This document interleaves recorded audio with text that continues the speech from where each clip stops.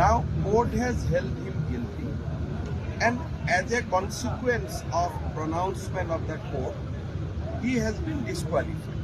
So according to me, this is a judicial process, this is a judicial cycle, and there is nothing political about it.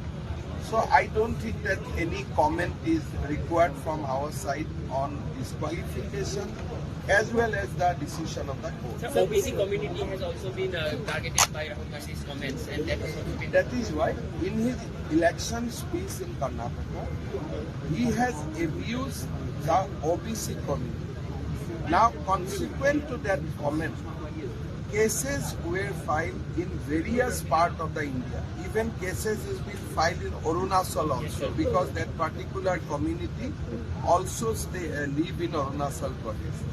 But anyway, after long 5 years, this was not that the decision has been taken today or it was taken in just 1 month back. After a prolonged judicial process of last 5 years, he has been held guilty. The judicial recourse is open to him. He can silence the verdict in High Court or Supreme Court. That's a different thing. But he should have rendered apology immediately after that speech. Sometimes slip of tongue happen.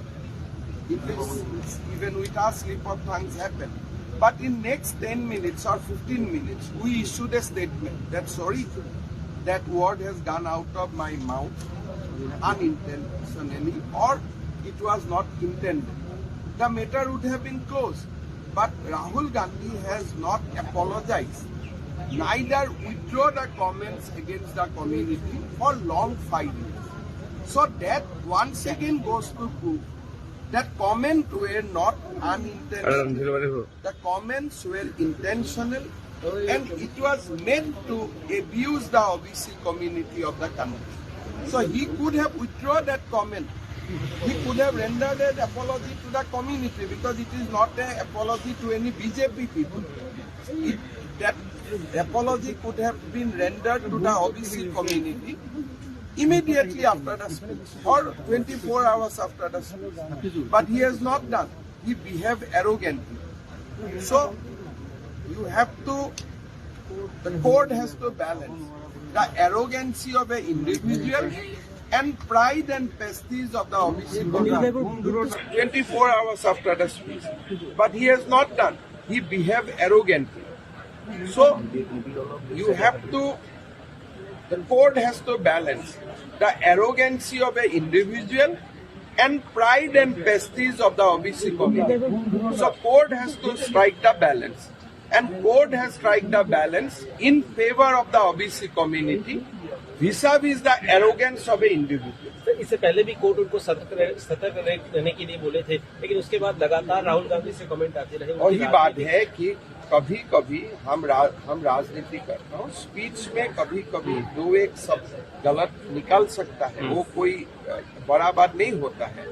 लेकिन immediately after the speech या तो मेरा party का लोग बता देता है कि दादा आपका मुंह से गलत निकल गया, या मेरा ही अपना एक अनुभव होता है मैं ये बोलना नहीं सही था। सो मैं क्या करता हूँ, इमीडिएटली हम एक प्रेस रिलीज इशू करता हूँ या खुद मीडिया का सामने आके बोलता हूँ भाई ये मुझको नहीं बोलना चाहिए।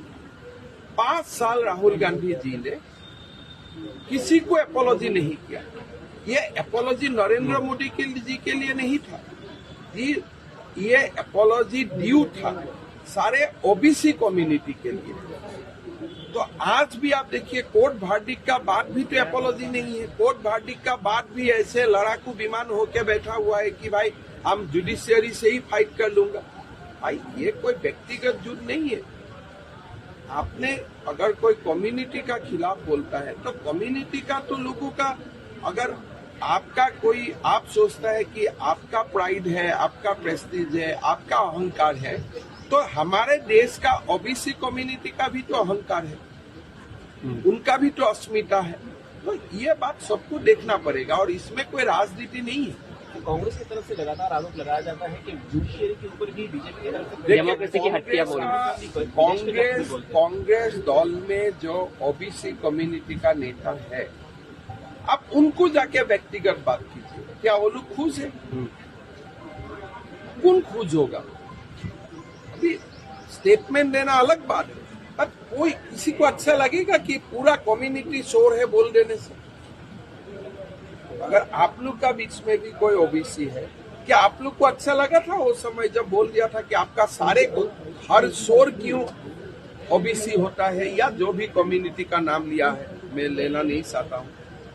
तो ये तो एक इंडिविजुअल व्यक्ति का अहंकार और एक सारे कम्युनिटी का अस्मिता, ये दोनों का बीच में भी कोई ओबीसी है, क्या आप लोग को अच्छा लगा था वो समय जब बोल दिया था कि आपका सारे को हर शोर क्यों ओबीसी होता है, या जो भी कम्युनिटी का नाम लिया है, मैं लेना नहीं चाहता हूं। तो ये तो एक इंडिविजुअल व्यक्ति का अहंकार और एक सारे कम्युनिटी का अस्मिता, ये दोनों का ऊपर देखना है। इसमें जुडिशियरी ने अच्छा किया है। अगर जुडिशियरी का डिसीजन आपको ठीक नहीं लगे तो आप जाइए ऊपर कोर्ट में।